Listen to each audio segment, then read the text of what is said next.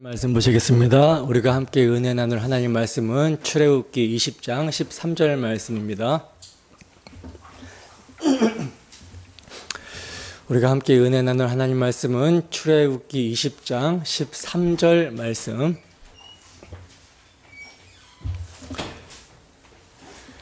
다 찾으셨으면 한 목소리로 합독합니다. 시작. 살인하지 말라. 한 번 더 시작. 살인하지 말라. 아멘. 제6계명 살인하지 말라. 제6계명 살인하지 말라라는 제목으로 하나님 말씀 증거하도록 하겠습니다. 오늘 본문은 굉장히 짧은 본문이죠. 10계명의 제6계명 살인하지 말라고 하는 아주 간단 명료한 그런 말씀입니다. 그런데 이 살인하지 말라는 계명은요, 어느 종교든지 다 가르치는 내용이에요.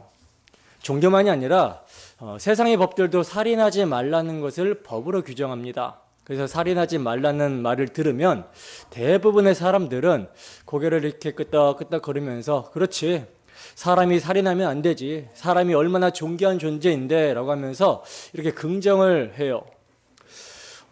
그러나 살인하지 말라고 하는 내용이 어느 종교든지 다 가르치는 내용이고 사회적인 법으로 규정이 된다라는 것은 지금 무엇을 전제하고 있는 것이죠? 무엇을 전제하고 있는 것입니까? 인간에게 살해 의지가 있다라는 것을 전제하고 있는 것이죠. 인간에게 살해 의지가 없다면 이러한 가르침과 이러한 법규는 필요하지 않을 것입니다. 인간에게 살해 의지가 없다면 이러한 가르침과 법규는 성립 자체가 될 수 없는 것이죠. 그런데 사람들에게요, 당신도 살인할 수 있는 사람이라고 하면 어떻게 나옵니까? 이를 인정합니까? 이를 인정하는 것이 아니라 자신은 사람을 죽일 정도로 악한 마음은 품지 않고 산다라고 이렇게 나와요. 그래서 끔찍한 살인 사건이 일어난 것을 인터넷 뉴스를 통해서 보게 되면, 요새는 댓글을 다 달 수가 있잖아요. 그래서 그 댓글들을 보게 되면 전부 다 뭡니까? 자신은 절대 그런 살인을 할 사람이 아니라는 전제하에 정죄를 하죠. 어떻게 인간이 저럴 수 있냐라고 하면서 인면수심이라는 말을 합니다. 사람의 얼굴은 했지만 그 마음은 짐승의 마음을 가졌다라고 하면서 비난을 하는 거예요. 자신은 저런 파렴치한 살인자와는 다르다라는 것이죠. 그러나 그렇게 비난하는 사람도 그 살인자의 상황과 그 마음이 된다면 별 수 없이 살인자가 될 수밖에 없습니다. 다만 그런 상황이 일어나지 않아서 살인하지 않았을 뿐이라는 거예요. 너무 심하게 말하는 거 아닙니까? 라고 할 수 있는데, 성경에서 살인을 어떻게 말씀하고 있는지 보면요, 우리 모두는 실제 살인을 하지 않았다 하더라도 자신이 살인자임을 인정하고 고백하지 않을 수 없다는 거예요. 자, 그러면 성경에서는 왜 살인을 하지 말라고 하는 것인가? 살인이라는 단어 자체가 사람을 죽이는 것이죠. 사람을 죽이는 거. 피의 생명이 있기 때문에 사람의 피를 흘리게 하여 그 생명을 빼앗는 것을 살인이라고 하는데, 왜 살인을 하면 안 된다고 하냐면 그 생명이 자신의 것이 아니기 때문입니다. 그렇다면 빼앗는 상대방의 것인가? 그것도 아니죠. 생명은 누구의 것이라고 합니까? 성경은 하나님의 것이라고 합니다. 때문에 살인은 생명의 주인을 공격하는 것이 되는 거예요. 자기 자신을 살해하는 것도 마찬가지죠. 살인은 생명의 주인을 공격하는 것이며 하나님의 형상을 훼손하는 것이기 때문에 심판을 면할 수 없는 것입니다. 창세기 9장 6절 말씀 보겠습니다. 창세기 9장 6절 말씀 찾아서 큰 목소리로 한번 누가 읽어주세요. 빨리 찾는 사람이. 다른 사람의 피를 흘리면 그 사람의 피도 흘릴 것이니 이는 하나님이 자기 형상대로 사람을 지으셨습니다. 아멘. 물 좀 잠깐 마시려고 했는데 엄청 빨리 찾으셔가지고, 네, 그렇습니다. 예. 하나님이 자기 형상대로 사람을 지으셨기 때문에 살인은 뭐라 그래요? 하나님의 형상을 훼손하는 것이고 생명의 주인을 공격하는 것이 되는 거예요. 그래서 하나님의 공의로 인한 심판을 면할 수가 없는 것입니다. 그런데요, 문제는 모든 사람이 하나님 앞에서 살인한 자들이기 때문에 하나님의 심판을 면할 수가 없다라는 사실이에요. 이게 무슨 말이냐면, 여러분, 사람을 죽인다라는 것은 내가 남을 죽인다라는 것도 포함되지만 자신이 자신을 죽이는 것도 포함이 된다라고 말씀을 드렸잖아요. 흔히 이것을 자살이라고 하지만 성경은요, 모든 사람이 자기 자신을 살해했다라고 증거를 합니다. 에베소서 2장 1절을 보면 모든 사람이 허물과 죄로 죽었다라고 그러거든요. 따라서 모든 사람이 죽는다라는 것은요, 이미 허물과 죄로 죽은 상태에서 태어났기 때문에 죽습니다. 그리고 이러한 죽음은 내가 남을 죽이지 않더라도 자신이 자신을 죽이고 있다라는 말씀인 거예요. 자신이 자신을 죽이고 있다. 이것이요, 아담 이후의 모든 인생들이 가는 길입니다. 창세기 2장에서 하나님께서는 아담에게 선악을 알게 하는 열매를 먹으면 어떻게 된다라고 했어요? 반드시 죽으리라, 이렇게 말씀을 하셨죠.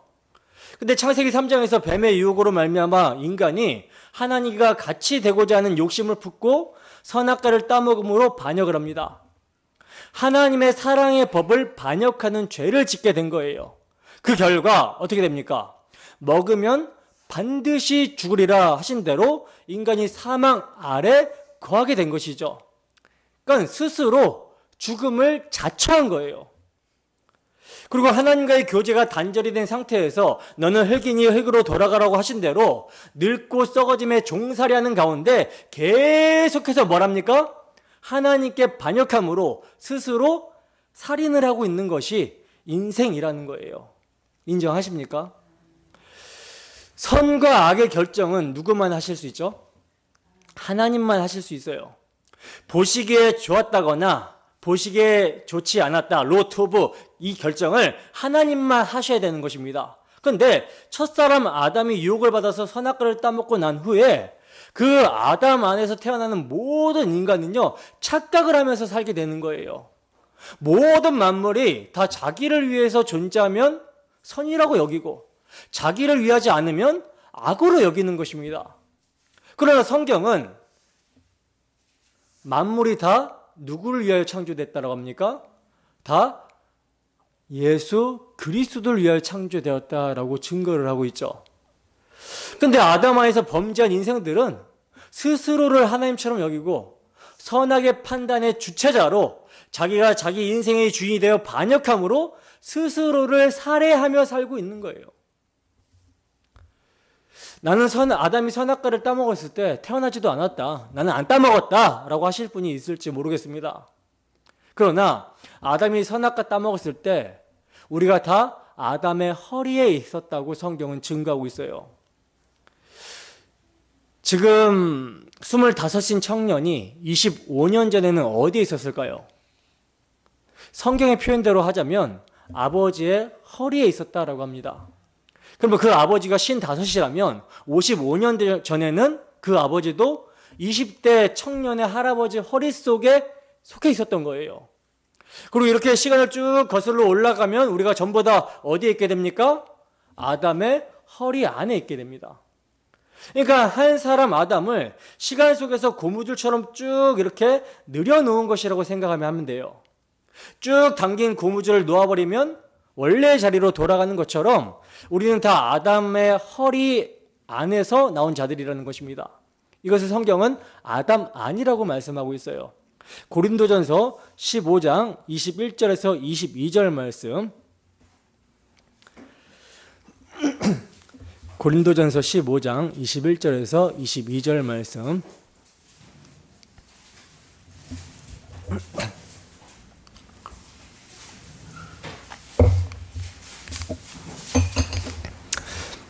함께 읽겠습니다. 시작. 사망이 한 사람으로 말미암았으니 죽은 자의 부활도 한 사람으로 말미암는도다. 아담 안에서 모든 사람이 죽은 것 같이 그리스도 안에서 모든 사람이 삶을 얻으리라. 아멘. 자, 보시다시피 우리는요, 이미 아담 안에서 어떤 자들이에요? 죽은 자들이라고 그러죠. 스스로 자신을 죽인 자들이며 또한 이웃을 살해한 자들이라는 것입니다. 그 죽음의 원인이 뭐예요? 욕심이에요, 욕심. 욕심이 잉태한 즉 죄를 낳고 죄가 장성한 즉 사망을 낳는다라고 성경이 증거하고 있죠. 너도 하나님처럼 되리라는 그 유혹에 넘어간 아담이 욕심을 품고 선악과를 따먹는 반역죄를 범했을 때 우리가 다 그 안에서 함께 욕심을 품고 죄를 지은 거예요. 그리하여 뭐가 들어왔어요? 사망이 들어오게 된 것입니다. 그러므로 모든 인간이 범죄하여 스스로를 살인한 자들이 되어버렸기 때문에 하나님의 공의에 따른 심판 아래에 있는 것입니다. 이걸 뭐 인정하든지 안 하든지 성경은요, 모든 사람들을요, 율법 아래, 죄 아래, 심판 아래, 사망 아래, 진노 아래에 있다라고 증거를 하고 있어요. 그런데 바로 이스라엘 백성들이요, 그렇게 죄 아래, 심판 아래, 사망 아래, 진노 아래의 세상을 상징하는 애굽에서 그 애굽의 압제 가운데 있었던 것입니다. 죽기를 무서워함으로 일생에 매여 종노릇하고 있었던 거예요. 우리식으로 말하자면 우리가 다 그 전에는 누구에게 속했어요? 공중권세 잡은 자 마귀에게 속하여 육체와 마음에 원하는 것을 하여 본질상 진노의 자녀였다라는 거죠. 근데 이러한 이스라엘을요, 하나님께서는 당신의 편팔과 큰 위엄과 이적과 기사로, 다시 말해서 언약에 전능하신 하나님의 능력으로 애굽을 심판하시고 마지막 장자의 죽음장 유월절 어린 양의 피로 속량하여 건져내신 것입니다. 속량하여 구속하여 자기 백성 삼아 주신 거예요. 이스라엘이 애굽 사람보다 뭔가 더 착해서 성결하고 깨끗한 존재이기 때문에, 자격이나 조건이 뛰어났기 때문에 그게 아니죠. 이스라엘은요, 애굽왕 바로처럼 광야에서 10번이나 반역한 완고하고 목이 뻣뻣한 교만한 자들이라고 성경은 증거합니다. 그리고 그들도 아담 안에서 범죄하여 타락한 죄인들이에요. 스스로를 살해하고 있는 죄인들입니다. 그런데 그렇게 죄와 허물로 죽어있는 자들을 하나님께서는 그들의 조상들에게 세워주신 메시아 언약으로 말미암아 당신의 독생자를 상징하는 흠도 없고 점도 없는 유월절 어린 양을 구원의 방편으로 허락하여 주시고 그 어린 양의 희생의 피를 흘려서 그들을 대신해서 심판하시고 구원하여 주신 거예요. 뿐만 아니라 하나님의 백성, 하나님의 자녀 삼아 주신 것입니다. 따라서 이스라엘의 모든 죄와 허물은 어디서 해결이 됐습니까? 유월절 어린 양의 피 아래에서 완전히 해결이 된 거예요. 그들의 모든 죄는, 애굽의 압제 가운데에서 그들이 범했던 모든 죄는 유월절 어린 양의 피로 해결이 됐습니다. 죄사함을 받았고 의롭다함을 받게 되는 거예요. 그러나 그 피를 어떻게 됩니까? 믿음으로 발라야 되는 것이죠. 문인방과 문지방에 발라야 되는 것이죠. 유월절 어린 양의 피를 믿는 믿음으로 사함을 받게 되는 것이고 그 피로 의롭다함을 얻어 하나님이 그들의 하나님이 되고 그들은 하나님의 백성이 되는, 하나님의 소유가 된 거룩한 백성이 되는 것이며 제사장 나라가 된 것입니다. 그러므로 이스라엘 백성들은요, 유월절 어린 양의 피를 믿는 믿음 안에 있으면 되는 것이며 그 믿음으로 살면 되는 거예요. 유월절 어린 양의 피를 믿는 믿음을 실제화해서 살면 되는 것입니다. 자, 그러면 이렇게 어린 양의 피를 믿는 믿음으로 구속함을 받아 하나님의 백성이 된 이스라엘에게 살인하지 말라라는 계명이 주어지고 있다는 것은 어떤 의미겠습니까? 어떤 의미겠어요? 어린 양의 피를 믿는 믿음 안에 있으라는 것이죠. 믿음 밖에 있으면 죽어요. 믿음 밖에 있으면. 왜? 하나님과의 교제가 성립되지가 않으니까, 믿음 밖에 있으면. 그러니까 믿음 안에 있으라는 것이죠. 유월절 어린 양의 피, 조상들에게 세워주신 메시아 언약을 믿는 믿음 안에 있는 것이요, 자신을 살해하는 죄를 짓지 않는 것이며 이웃을 살해하는 죄를 짓지 않는 것입니다. 더 나아가 살인하지 말라는 계명은 어린 양의 희생의 피를 믿는 믿음을 이웃에게 나타내라는 거예요. 어떻게? 그들이 받은 언약의 사랑, 유월절 어린 양의 피, 그 희생의 사랑을 받은 자답게 그 희생의 사랑을 나타내라는 것이죠.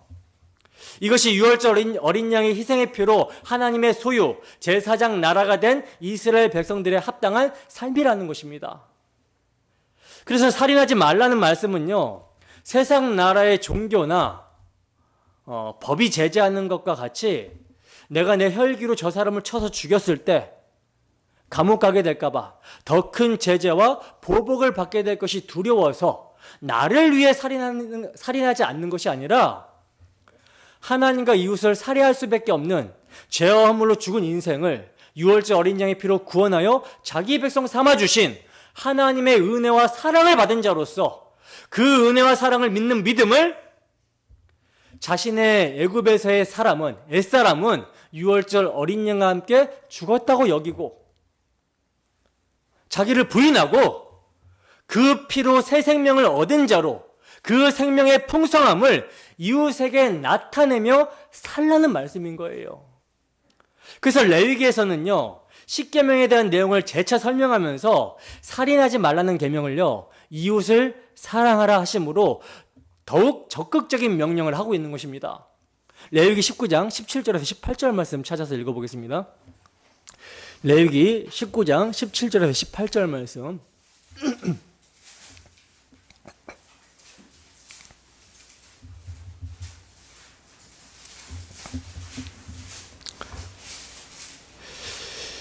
레위기는 좀 찾는 게 느리시군요. 함께 읽습니다. 시작. 너는 내 형제를 마음으로 미워하지 말며 내 이웃을 반드시 견책하라. 그러면 내가 그에 대하여 죄를 담당하지 아니하리라. 원수를 갚지 말며 동포를 원망하지 말며 내 이웃 사랑하기를 내 자신과 같이 사랑하라. 나는 여호와이니라. 아멘. 자, 그러니까 여러분, 구약의 계명도 결국 예수님의 가르침, 신약의 새 계명과 같은 지금 정신을 말씀하고 있었던 것이죠. 때문에 살인하지 말라는 계명, 형제를 마음으로 미워하지 말고 사랑하라고 하는 계명은요, 어떤 사람이 지켜 행할 수 있는 것이죠? 어떤 사람이 지켜 행할 수 있는 것입니까? 자신이 어떤 은혜와 사랑을 받았는지 아는 자, 장자의 죽음 재앙에서 심판을 받은 애굽의 장자들과 홍해에서 수장당한 애굽의 군대와 같이 자신도 똑같이 멸망받아 마땅한 존재인데, 그들과 전혀 다를 바 없는 존재인데, 조상들에게 세워주신 메시아 언약으로 말미암아 유월절 어린 양이 자신을 대신해서 심판을 받아 죽어 피 흘림으로 살게 되었다. 그 피로 말미암아 하나님의 소유, 하나님의 거룩한 백성, 제사장 나라가 되었다라는 것을 믿고 아는 자가 그 받은 은혜와 사랑을 나타내며 살게 되는 거예요. 그러니 예수를 믿지 않는 세상 사람들은 살인하지 말라라는 계명을 지킬 수 있는 자입니까? 없는 자입니까? 없는 자인 거죠. 왜? 그들에게는 뭐가 없기 때문에? 예수의 피가 없기 때문에. 그러니까 그 구약이나 신약이나 동일한 원리입니다. 동일한 원리예요. 그들도 믿음으로 말미암아 구원을 얻는 것이고, 우리도 믿음으로 말미암아 구원을 얻는 것이고, 그들도 믿음으로 말미암아 거룩한 것이고, 우리도 믿음으로 말미암아 거룩한 거예요. 끝까지, 처음부터 끝까지가 믿음이에요. 그 믿음을 우리는 실제화해서 나타내며 사는 것이죠. 그러나 우리가 너무나도 잘 알다시피 이스라엘 백성들은요, 유월절 어린 양의 피를 믿는 믿음으로 삽니까? 못 삽니까? 살지 않습니다. 하나님이 주신 계명을 어떻게 받아요?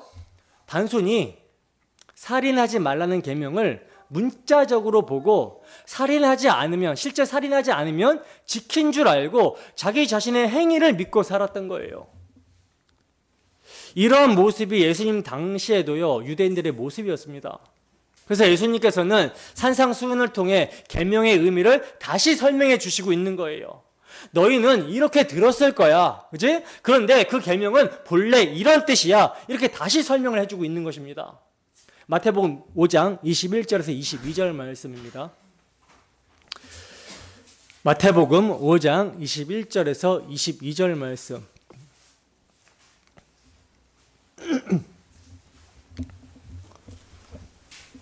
함께 읽습니다. 시작. 옛 사람에게 말한 바 살인하지 말라. 누구든지 살인하면 심판을 받게 되리라 하였다는 것을 너희가 들었으나 나는 너희에게 이르노니 형제에게 노하는 자마다 심판을 받게 되고 형제에 대하여 나가라 하는 자는 공회에 잡혀가게 되고 미련한 놈이라고 하는 자는 지옥불에 들어가게 되리라. 아멘. 자, 보세요. 주님께서는 옛사람이 말한 바라고 말씀하고 계시는데, 여기서 옛사람에게 말한 것이란 구약의 율법을 너희가 들었다라는 말씀도 되지만, 율법 선생이라고 하는 자들을 통하여 율법을 들었다라는 말씀도 되는 거거든요. 왜냐하면 살인하지 말라고 하신 말씀이 율법에 있지만 살인하면 심판을 받게 되리라 하였다는 것은요, 직접 연결이 되어 있지 않아요. 물론 고의로 살인한 자에 대한 처벌이 율법에 나오고 있지만, 이것을 한 문장으로 연결하여 사용하고 있는 것은요, 유대인들의 가르침 속에서 편집된 것입니다. 그러니까 율법 선생들이 편집해서 가르친 거예요. 그래서 이런 가르침을 받은 자들은 자신들이 살인만 하지 않으면 심판을 받지 않는다라고 하는 이런 생각을 하게 된 거라는 것이죠. 그러므로 예수님은 너희는 이렇게 들었지, 옛사람에게 말한 바 너희는 이렇게 들었을 거야. 그런데 나는 너희에게 이르노니 라고 말씀합니다. 예수님의 이 말씀은요, 유대인들의 어떤 율법 선생의 권위를 넘어설 뿐만 아니라 심지어 모세가 말한 것도 그 원뜻을 바르게 드러내고 계시는 거예요. 율법 자체를 제정하신 분의 권위입니다. 자, 그 권위로 뭐라고 말씀하십니까? 형제에게 노하는 자마다 심판을 받게 되고 형제를 대하여 나가라 하는 자는 공회에 잡혀가게 되고 미련한 놈이라고 하는 자는 지옥불에 들어가게 되리라, 이렇게 말씀을 하시죠. 형제에게 노하는 자마다 뭡니까? 형제를 미워하는 마음, 분노하는 마음을 가진 자마다 심판을 받게 된다라고 하고요, 형제를 대하여 나가라 하는 자는 공회에 잡혀가게 된다라고 하는데, 여기서 나가라고 하는 말은 히브리인들의 욕입니다. 우리말로 바보, 멍청이, 이 정도의 욕이에요. 근데 이런 욕을 하면 공회에 잡혀가게 된다라고 그러죠. 그리고 심지어 미련한 놈이라고 하는 자는 어디에 들어가게 된대요? 지옥불에 들어가게 된다라고 말씀합니다. 무시무시한 말씀인 거죠. 무시무시한 말씀. 그러니까 이런 예수님의 말씀에 따르면 우리는 다 어떻게 돼야 됩니까? 지옥불에 들어가는 것이 마땅합니다. 살인 정도가 아니라 형제에 대해서 분노하고 욕한 것으로 지옥불에 들어가게 된다고 말씀하고 있어요. 분노, 여러분들 분노 안 하십니까? 특히 가정에서 조금 내 성질에 거슬르면 분노 일어나죠. 사회에서는 어떻습니까? 남이 조금만 나에게 거슬리게 하면 분노가 일어나죠. 그리고 조금 띨띨한 짓을 하면 속으로라도 이 멍청한 놈 이렇게 생각을 하잖아요.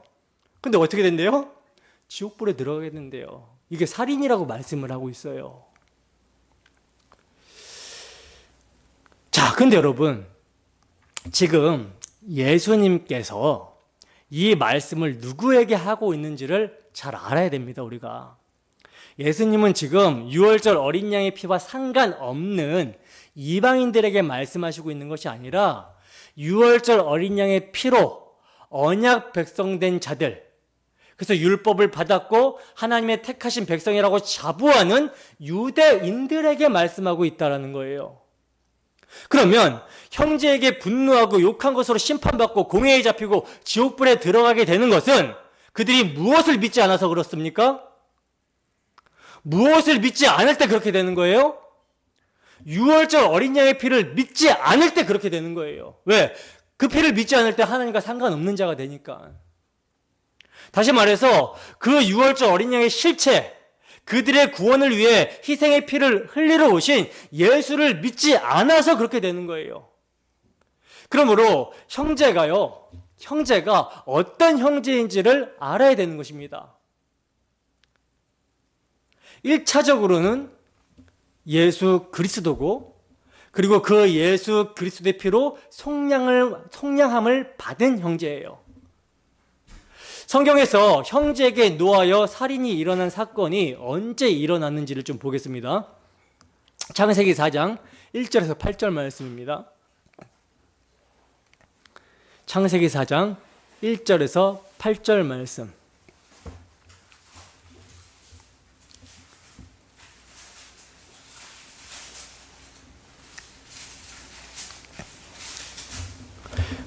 함께 했습니다. 시작.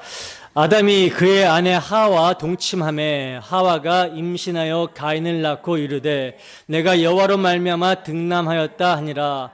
그가 또 가인의 아우 아벨을 낳았는데 아벨은 양치는 자였고 가인은 농사하는 자였더라. 세월이 지난 후에 가인은 땅의 소산으로 제물을 삼아 여호와께 드렸고 아벨은 자기도 양의 첫 새끼와 그 기름으로 드렸더니 여호와께서 아벨과 그의 제물은 받으셨으나 가인과 그의 제물은 받지 아니하신지라. 가인이 몹시 분하여 안색이 변하니 여호와께서 가인에게 이르시되 내가 분하여 함은 어찌 됨이며 안색이 변함은 어찌 됨이냐. 내가 선을 행하면 어찌 낯을 들지 못하겠느냐. 선을 행하지 아니하면 죄가 문에 엎드려져 있느니라. 죄가 너를 원하나 너는 죄를 다스릴지니라. 가인이 그의 아우 아벨에게 말하고 그들이 들에 있을 때에 가인이 그의 아우 아벨을 쳐 죽이니라. 아멘. 자, 보시면 에덴 동산에서 쫓겨난 아담과 하와가 동침하여 아들을 낳았는데 그 아들들의 이름이 가인과 아벨입니다. 형인 가인은 농사를 짓는 자였고요, 아우 아벨은 양을 치는 사람이었다라고 그러죠. 세월이 지나서 이 두 형제가 자기의 수확물로 하나님께 제사를 드립니다.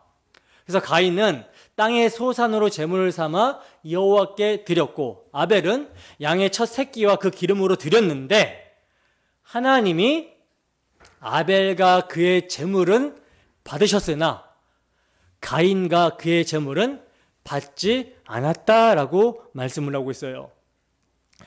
신약 성경은요, 이것을 해석해 주기를 믿음으로 아벨은 가인보다 더 나은 제사를 하나님께 드림으로 의로운 자라 하시는 증거를 얻었다라고 말씀합니다.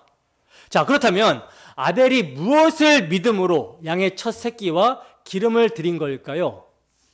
무엇을 믿음으로 의롭다함을 받게 된 걸까요?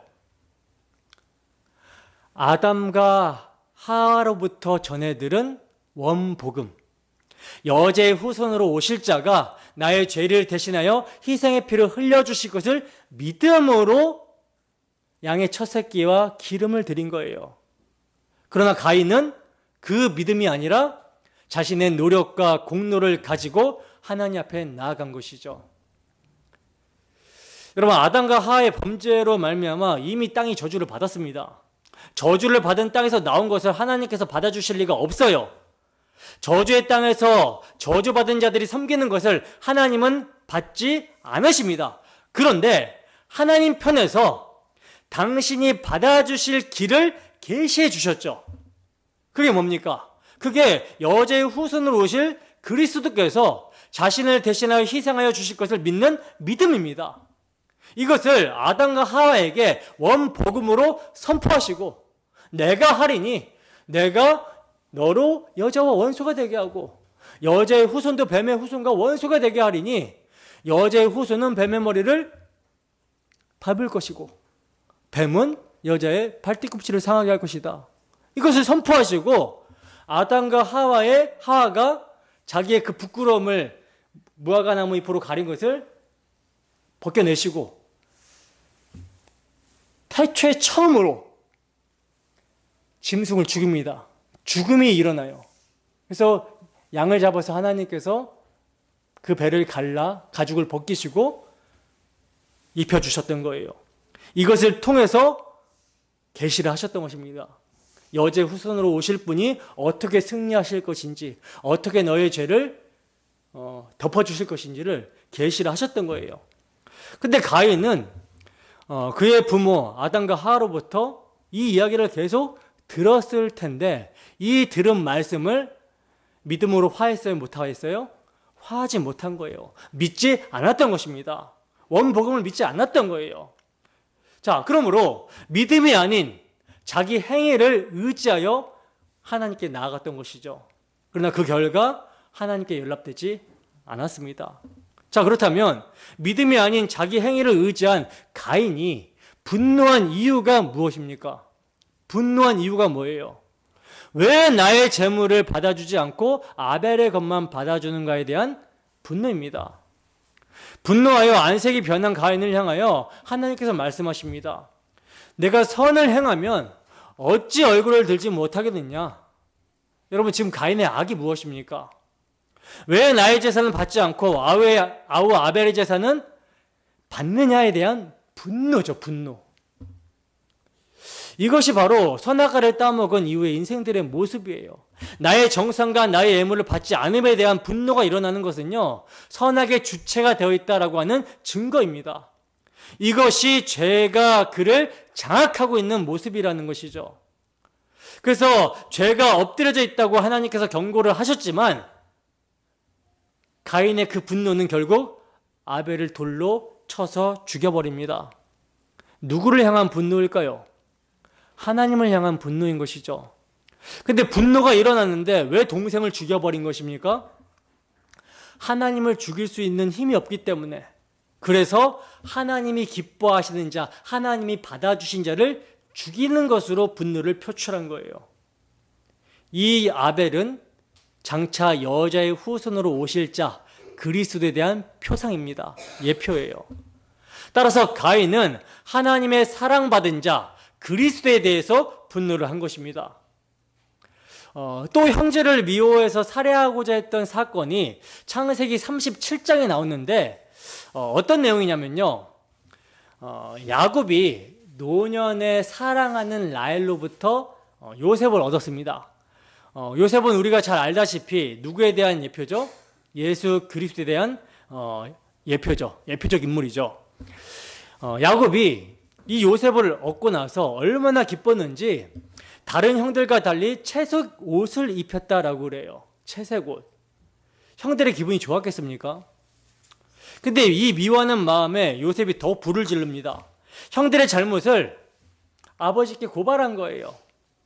선지자적 역할을 한 것이죠. 그리고 이렇게 형들의 미움을 사던 요셉이 어느 날 꿈을 꾸었다라고 하면서 자신의 꿈 이야기를 합니다. 그래서 밭에 곡식단들이 있는데 형들의 곡식단이 자기 곡식단에 절하더라 이렇게 말을 하는 거예요. 형들이 더욱더 미워했겠죠. 그런데 한 번 더 꿈을 꾸었다고 하면서 이번에는 하늘의 해와 달과 열한 별들이 자기에게 절했다라고 하는 거예요. 즉 형들은 물론이고 부모까지 요셉에게 절을 했다라고 말한 것입니다. 그러니까 얼마나 더욱더 미웠겠습니까? 그러던 어느 날 이 요셉의 아버지의 심부름으로, 야곱의 심부름으로 양을 치는 형들을 찾아가게 됩니다. 이때 형들이 요셉이 오는 것을 보면서 야, 꿈꾸는 자가 왔다라고 하면서 그를 죽여서 그가 꾼 꿈이 어떻게 되는지 보자고 요셉을 죽이려고 모의를 하는데 이때 누가 말립니까? 맏형 르우벤이 말리죠. 그는 요셉을 죽이지 말고 구덩이에만 던져놓자 이렇게 제안을 합니다. 그리고는 나중에 요셉을 그 구덩이에서 건져낼 생각을 하고 있었던 거예요. 근데 르우벤은 왜 이런 생각을 했을까요? 동생을 사랑해서? 사랑해서 그렇겠습니까? 자기가 아버지에게 범한 죄가 있기 때문에 아버지의 다른 아내 비라를 범했기 때문에 이번 기회로 아버지의 마음을 얻으려고 한 행동이었던 거예요. 그러니 동생을 사랑해서가 아니었던 것이죠. 근데 그 기회마저 박탈당해 버립니다. 그가 잠시 자리를 비운 동안 다른 형제들이 요셉을 노예로 팔아먹어 버린 거예요.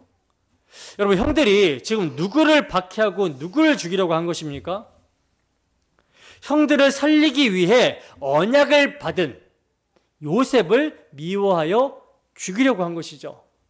결국 요셉이 예표하는 형제 그리스도를 미워하여 죽이고자 한 거예요.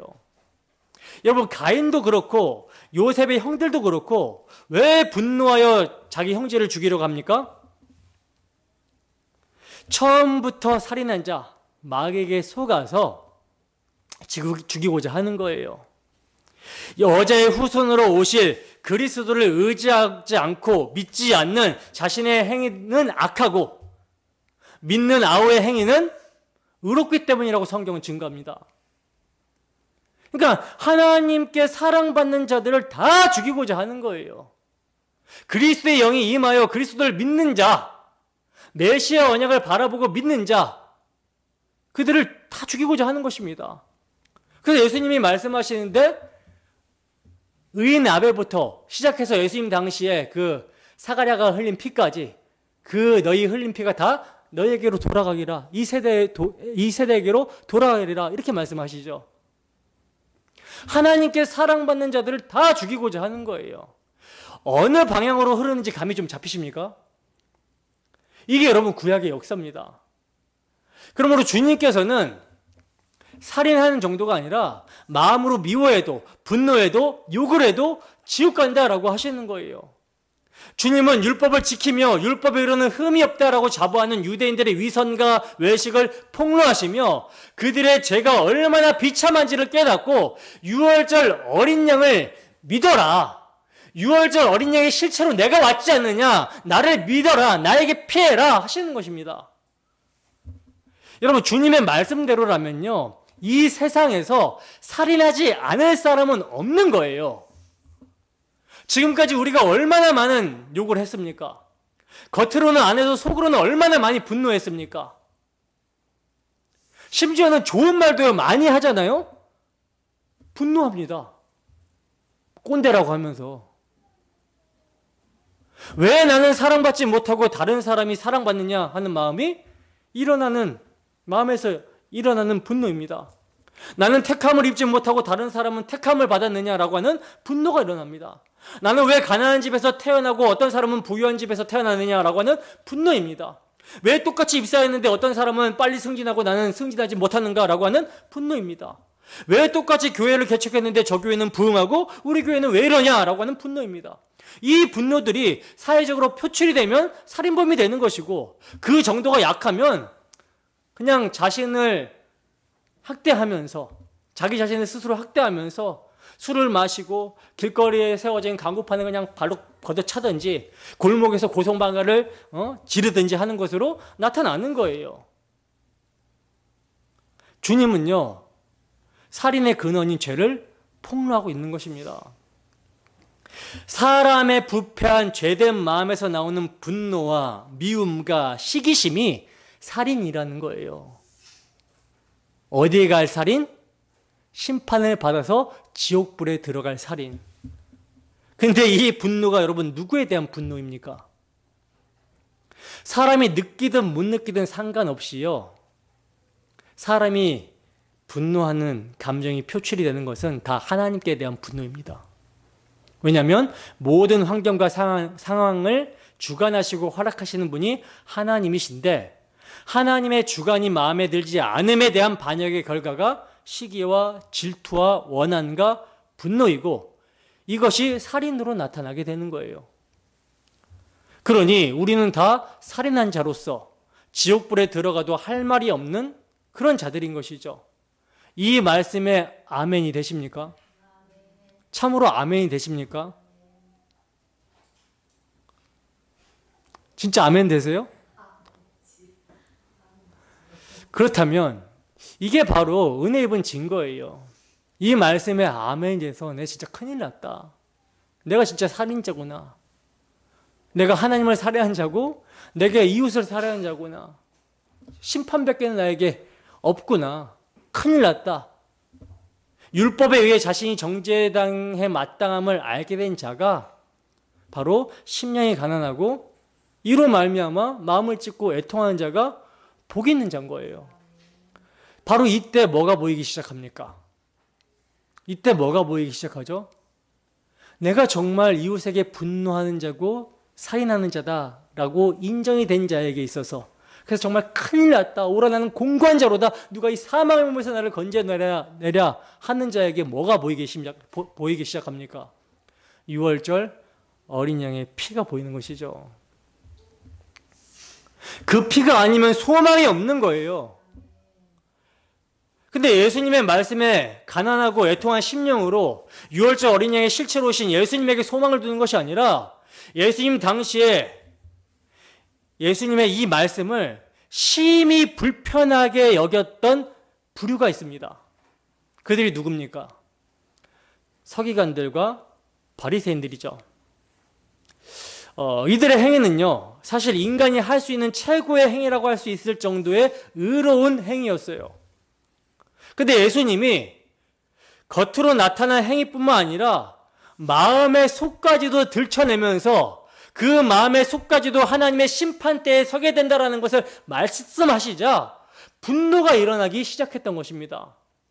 마태복음 5장 20절에 보면 이런 말씀이 나와요. 내가 너희에게 이르노니 너희 의가 서기관과 바리새인들보다 더 낫지 못하면 결단코 천국에 들어가지 못하리라. 그러니까 서기관과 바리새인들의 의를 인간이 도달할 수 있는 최고의 의라고 주님께서 말씀해 주시고 있는 거예요. 그러나 주님은 그보다 더 나은 의가 있어야 천국에 들어갈 수 있다라고 말씀하시죠. 그리고 예수님 당신을 통하지 않고서는 아버지께로 갈 자가 없다는 것을 말씀하심으로써 인간이 도달할 수 있는 가장 의롭다고 하는 바리새인들과 서기관들의 의를 무너뜨려 버리십니다. 그러니 서기관들과 바리새인들의 입장에서 예수님은 어떻게 하고 싶겠습니까? 그 착하다고 하는 사람들, 그 법 없이 살 사람들, 선하다고 하는 사람들이 어떤 마음을 가져요? 죽이고자 하는 마음이 드는 거예요. 인간이 도달할 수 있는 가장 의롭다고 하는 자신들의 의의 수준이 천국에 들어갈 수준이 아니라고 말씀하셨고 그들의 외식과 위선을 폭로하십니다. 그리고는 오직 예수님 당신을 통해서만 아버지께로 갈 수 있고 하나님이 오직 예수님 자신만을 사랑하시고 예수님의 의만을 인정한다라고 하니까 너무 미운 거죠. 심지어는요, 주님은 그들을 향하여 이렇게 말씀하십니다. 요한복음 8장 37절에서 44절의 말씀을 찾아 읽겠습니다.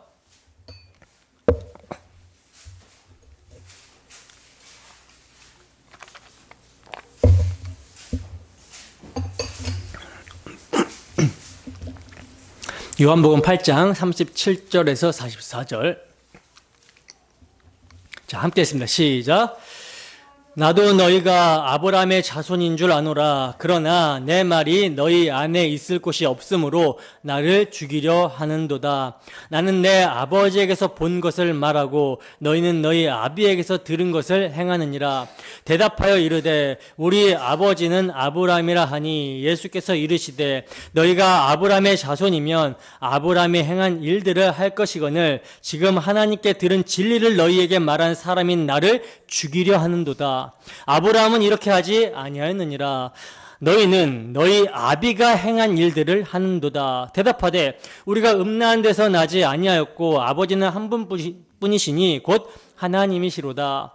예수께서 이르시되 하나님이 너희 아버지였으면 너희가 나를 사랑하였으리니 이는 내가 하나님께로부터 나와서 왔음이라. 나는 스스로 온 것이 아니요 아버지께서 나를 보내신 것이니라. 어찌하여 내 말을 깨닫지 못하느냐. 이는 내 말을 들을 줄 알지 못함이로다. 너희는 너희 아비 마귀에게서 났으니 너희 아비의 욕심대로 너희도 행하고자 하느니라.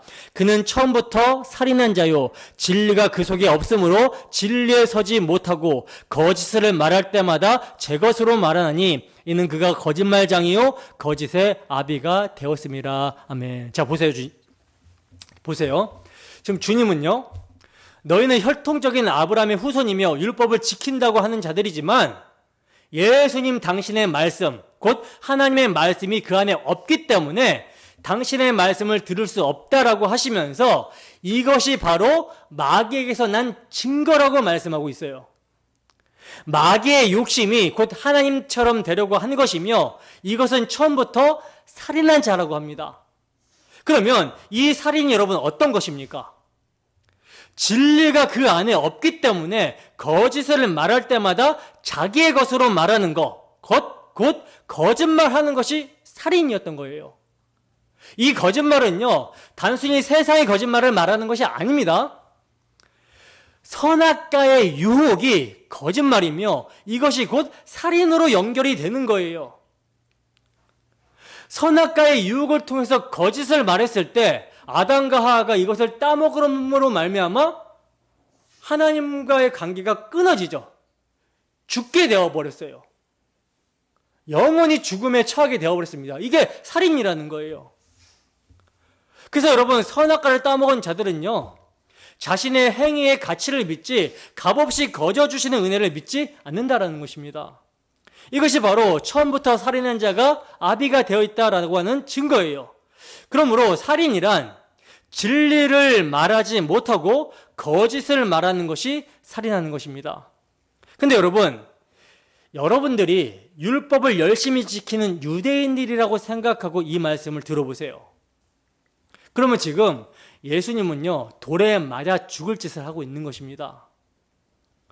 그래서 유대인들이 예수님을 돌을 들어서 죽이려고 하였고 결국은 어떻게 해버렸어요? 십자가에 매달아 죽여버렸어요. 그 이유가 뭡니까? 예수님이 진리를 말한다라고 하는 이유입니다. 그러면 예수님이 어떤 진리를 말씀하셨습니까? 어떤 진리를 말씀하셨죠? 당신 자신을 믿어야 되기 때문에 그들의 실상을 까발렸죠. 니네들의 실상은 스스로를 죽이고 있는 자들이며 너네는 이웃 사랑이 아니라 이웃에게 살인을 범하고 있는 자들이다. 지옥불에 떨어져야 될 자들이다. 내가 너희를 구원하러 왔다. 유월절 어린양의 피의 실체가 나다. 그러니까 나를 믿어라. 이 진리를 전하러 오셨단 말이에요. 근데 진리를 말하는 예수님에 대하여 거짓에 속은 자들이 분노하여 예수님을 돌로 쳐 죽이려고 한 것입니다. 마치 가인이 아벨을 죽인 것처럼 예수님을 죽이려고 한 거예요. 왜 그렇습니까? 예수님만이 사랑을 받았기 때문입니다. 여러분, 아벨이 하나님의 택함을 받았기에 가인에게 살해를 당한 것은 모델로 보여주신 거예요. 요셉이 아버지로부터 사랑을 받았기 때문에 형들에게 미움을 당하여 버려지는 것도 모델로 보여주신 것입니다. 그 모델의 실체는 유일하게 사랑을 받으신 예수님이 사람들에게 죽임을 당하는 거였어요. 마태복음 3장 17절입니다.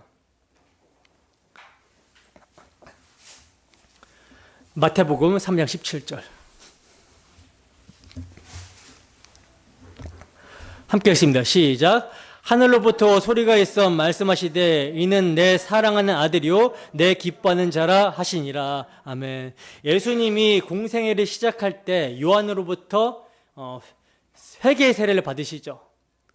그러니까 죄인들과 연합이 되시는 거예요. 죄인들의 죄를 짊어지고 이제 내가 대속제물이 되어 십자가에서 죽으러 가겠다라고 하는 세례를 받으실 때 세례를 받고 나오실 때 하늘로부터 하나님의 음성이 들립니다. 그리고 마태복음 17장 5절 말씀입니다.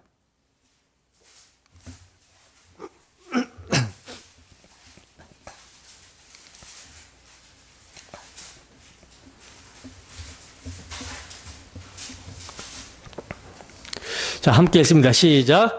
말할 때 호련히 빛난 구름이 그들을 덮으며 구름 속에서 소리가 나서 이르시되 이는 내 사랑하는 아들이요 내 기뻐하는 자니 너희는 그의 말을 들으라 하시는지라. 아멘. 이때는 언제입니까? 변화산 사건이죠. 이제 십자가를 지러 가시기 전에 나타나셔서 내 사랑하는 아들이다. 내 기뻐하는 자니 너희는 그의 말을 들으라 하시는 것입니다. 자, 이렇게 사랑받으시는 예수님이 하나님 아버지의 기뻐하시는 일을 행하신 거예요. 그 기뻐하시는 일이 무엇이었습니까? 당신이 누구시며 왜 오셨는지를 가르치시고 여러 가지 표적과 이사를 통해 이를 증명하셨어요. 그런데 누가 이 예수님을 싫어합니까? 지상에서 가장 의롭다라고 하는 서기관들과 바리새인들이 싫어했다라고 그러죠. 여러분, 이들이요, 평소에 사람을 죽이고자 하는 그런 공모를 하는 사람들이 아닙니다. 근데 예수님의 행하신 일과 말씀을 보고 들으니 속에서 죽이고 싶은 마음이 부글부글 끓어오르는 거예요. 그들 속에 가인의 피가 흐르는 것입니다. 근데 이 마음이 누구에게도 있습니까? 설교를 듣고 있는 우리에게도 있다라는 것이죠. 우리들도 마찬가지였다라는 거예요. 그래서 바울이 우리의 처음 자리를 뭐라고 합니까? 에베소서 2장 3절 말씀입니다. 에베소서 2장 계속 살펴봐야 되니까 펴놓으세요. 에베소서 2장 3절 말씀.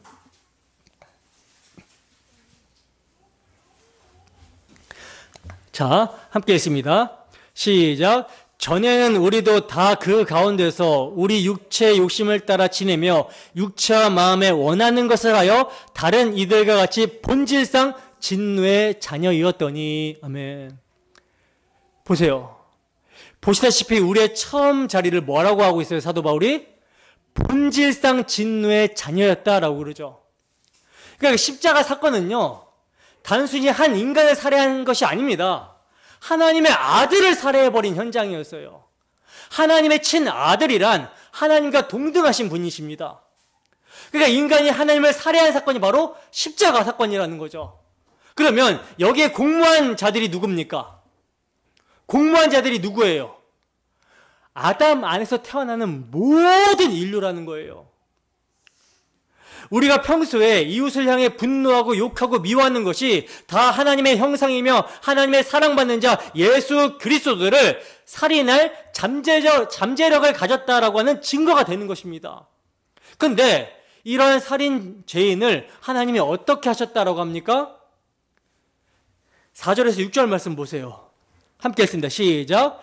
긍휼이 풍성하신 하나님이 우리를 사랑하신 그 큰 사랑을 인하여 허물로 죽은 우리를 그리스도와 함께 살리셨고 또 함께 일으키사 그리스도 예수 안에서 함께 하늘에 앉히시니. 아멘.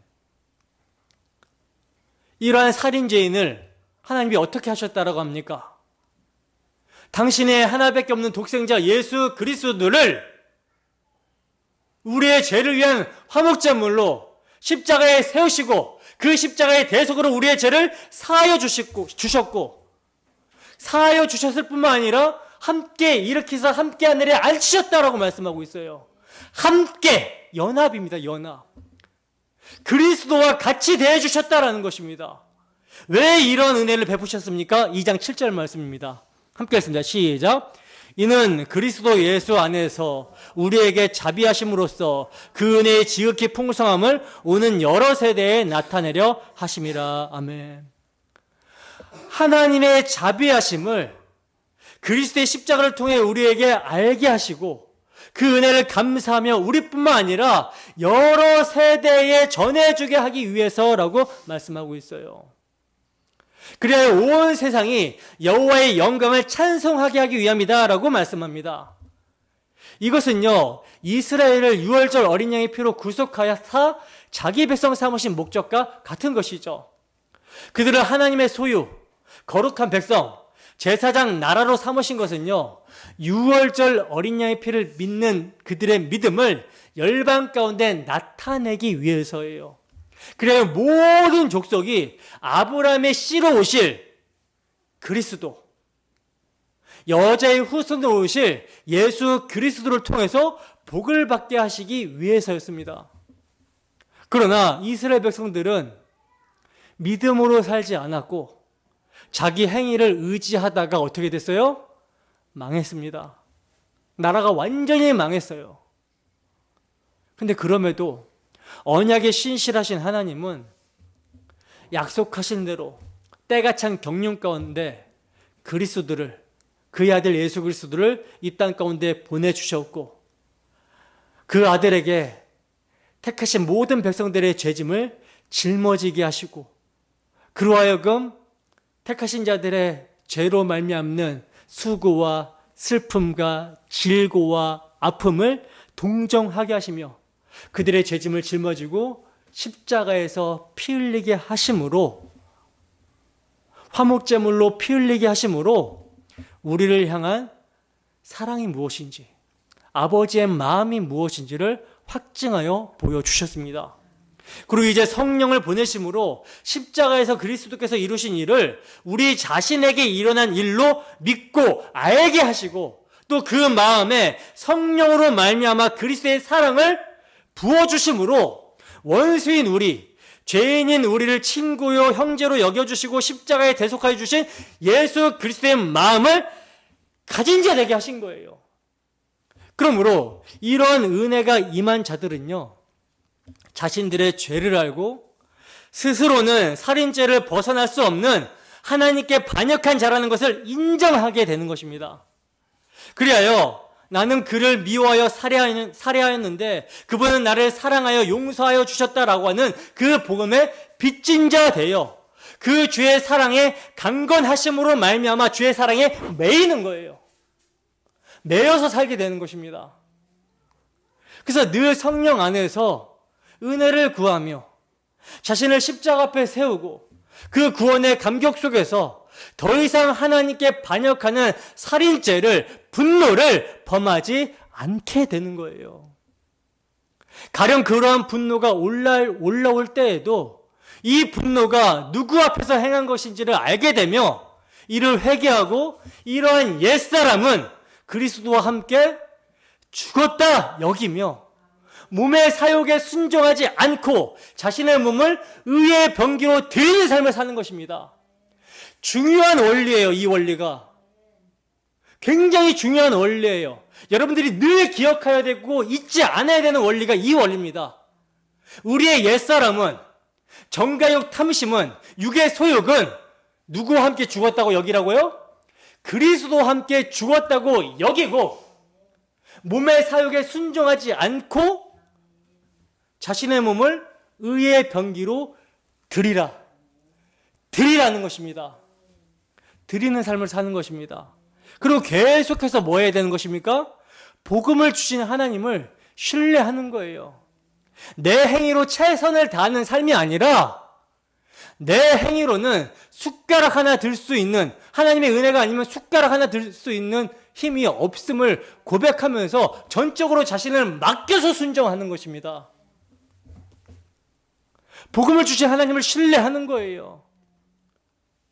그래서 이제 내가 너희를 사랑한 것 같이 너희도 서로 사랑하라고 하는 말씀에 순종하는 삶을 사는 것입니다. 뭘로? 믿음으로. 자기를 부인하면 예수가 내 안에서 사시는 생명이 나오는 거예요.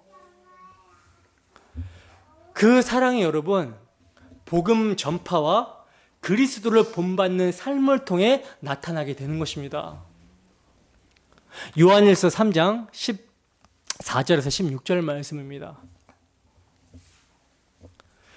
요한일서 3장 14절에서 16절 말씀.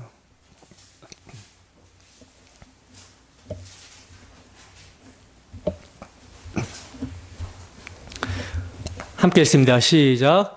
우리는 형제를 사랑함으로 사망에서 옮겨 생명으로 들어간 줄을 알거니와 사랑하지 아니하는 자는 사망에 머물러 있느니라. 그 형제를 미워하는 자마다 살인하는 자니 살인하는 자마다 영생이 그 속에 거하지 아니하는 것을 너희가 아는 바라. 그가 우리를 위하여 목숨을 버리셨으니 우리가 이로써 사랑을 알고 우리도 형제들을 위하여 목숨을 버리는 것이 마땅하니라. 아멘. 여러분, 형제 계속 단수로 나오다가 마지막에만 복수로 나오죠. 이 형제를 사랑하는 것이 누굴 사랑하는 것입니까? 형제가 누구예요? 그리스도죠. 그리스도를 사랑함으로 사망에서 옮겨 생명에 들어간 거예요. 그 형제를 미워하는 자는 어디에 있는 거예요? 사망에 머물러 있는 거예요. 근데 그 형제가 우리를 위하여 목숨을 버리셨으니 우리가 이로써 뭘 알고? 사랑을 알고 이제 우리도 형제들을 위하여 목숨을 버리는 것이 마땅하도다. 여러분, 형제를 미워하는 것이 곧 살인이라는 말씀은요, 이제 예수님의 십자가 공로를 믿지 않는 것입니다. 이것은 곧 예수님을 미워하는 모습이 되는 거예요. 이것이 형제를 미워하면 살인이냐라는 말씀입니다. 그러므로 살인이란 예수님의 십자가 공로를 믿지 않고 자기 행위를 믿는 것이 살인이에요. 이러한 살인은 자신만 죽이는 것이 아니라 다른 사람들도 죽이는 일이 됩니다.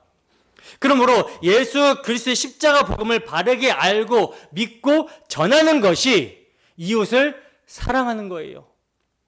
그리고 그렇게 이웃을 사랑하는 자에게, 이웃을 사랑하는 자는 이웃에게 악을 행하지 않나니 하는 그런 모습들이 나타나게 되는 것이죠.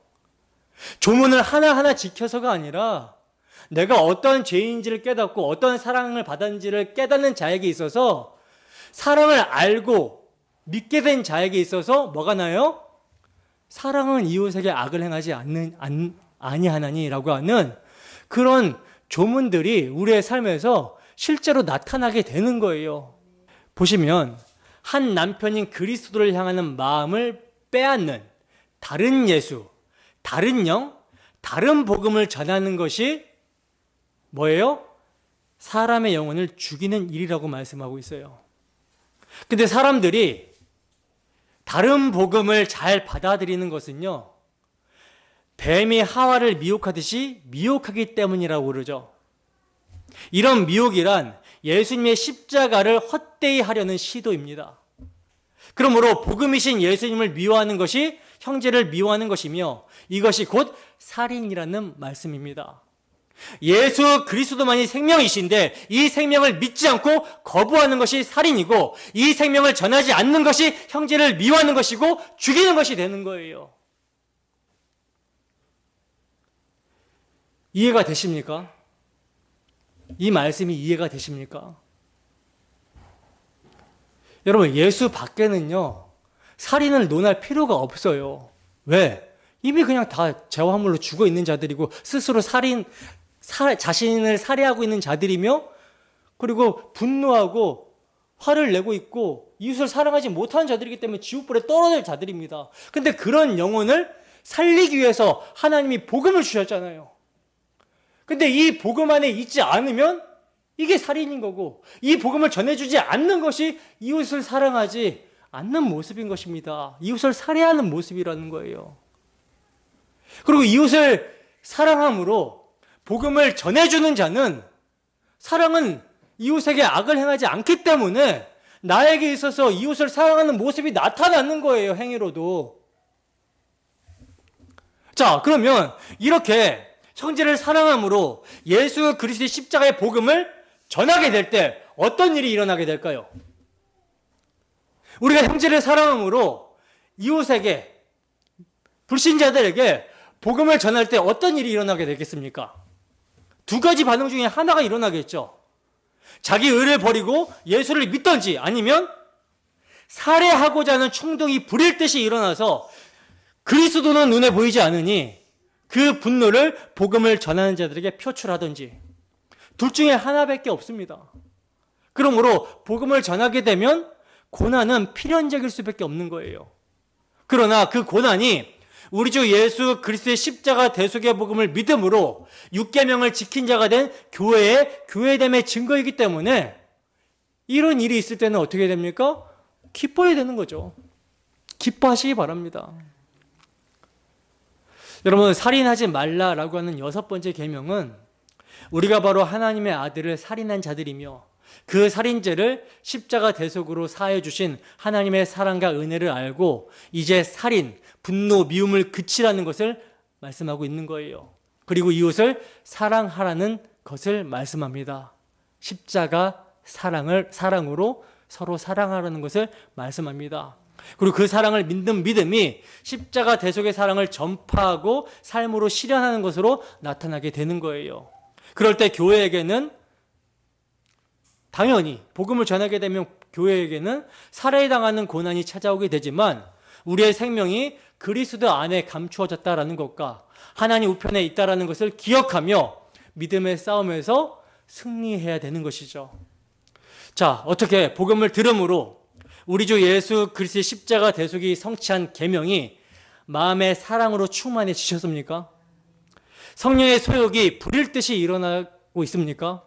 그렇다면 십자가 사랑이 마음에 새겨진 자로서 주 예수의 피를 믿음으로 그 받은 사랑을 복음 전파와 복음에 합당한 삶으로 이웃에게 나타내는 사랑의 실천이 우리 모두에게 충만하기를 주님의 이름으로 축원합니다. 기도하겠습니다.